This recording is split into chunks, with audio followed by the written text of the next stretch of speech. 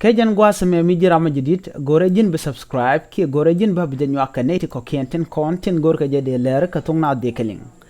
Kejan gwasame men banling ken tinen raj banling kejan gwasame lera ngwa ndana to kare widan ka nuer nation ki re wiki South Sudan da widan inshal ke iulang county manten nuere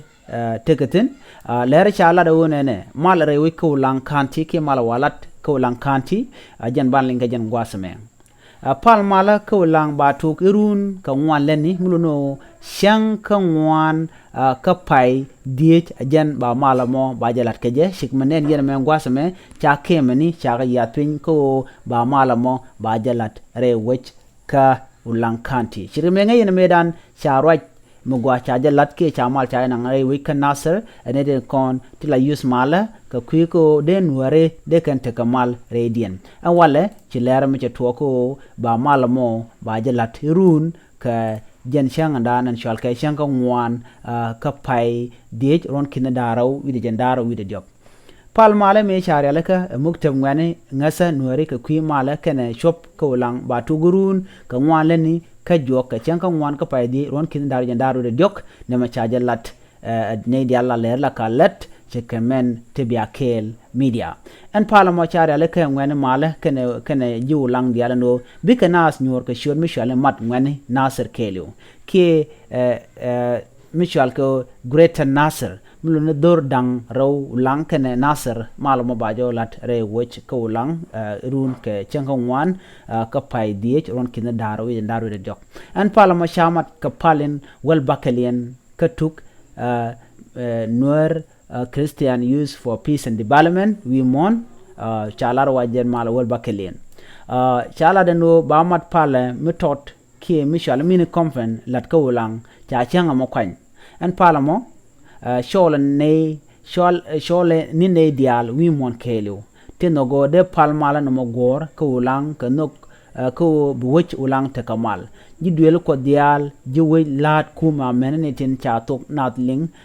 tin lajur ram no go de mal made nangre ko ulang chitkemen chalat wadere wuten gwasmi taro jamalat muktab andana chalke NCYPD